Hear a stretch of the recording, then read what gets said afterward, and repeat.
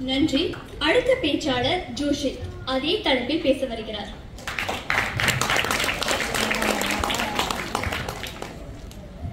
அனைவருக்கும் வணக்கம்.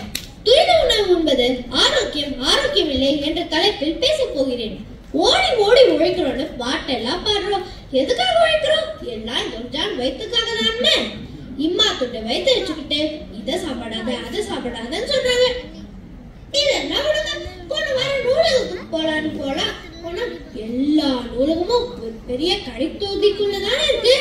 இடப்பக்கம் பர்கர், வடப்பக்கம் பீஸா, இதெல்லாம் வேண்டாண்டா சாமின்னு குதிரைக்கு கடிவாளம் போட்ட மாதிரி நேரா போய் பார்த்தா அங்க பொரிச்ச கோழி எனக்கு முன்னாடி நிக்குது. இதுக்கு மேலக்கா எங்கதான் போகையா? நீங்களே சொல்லுங்க. பிரெஞ்சு ஃப்ரைஸ், ஃப்ரைடு சிக்கன் எடுத்து சாஸ்ல தொட்டு வாயில போட்டா என்ன ஒரு சுவை, நாக்குல எச்ச ஊறுது. இந்த பொறுப்பு தான் நல்லா ருசிச்சு சாப்பிட கிடைச்சதுன்னு ஒரு புடி பிடிக்க வேண்டியது. துரித உணவு சாப்பிடுவோம், துடிப்பாய் வாழ்ந்திடுவோம்னு நினைச்சா துரித உணவு சாப்பிட்டா துரிதமாய் போயிடுவீங்கன்னு சொல்றாங்களே. என்ன நான் சொல்றது உங்களுக்கு புரியலையா? தமிழ்லயே சொல்றேன். ஃபாஸ்ட் ஃபுட் சாப்பிட்டா ஃபாஸ்டா ஆகி போயிடுவீங்க.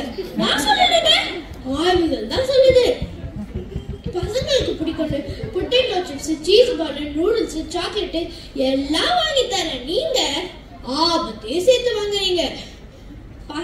மைதால செய்யற burger, pizza, bajji, samosa, noodles, pasta இதெல்லாம் குப்பையில போடாம தொப்பையில போடுறதா என் பிரச்சனையே. துரித உணவால புற்றுநோய், இதய நோய், உடல் பருமன் போன்ற பல வகையான நோய்கள் வரலாம்.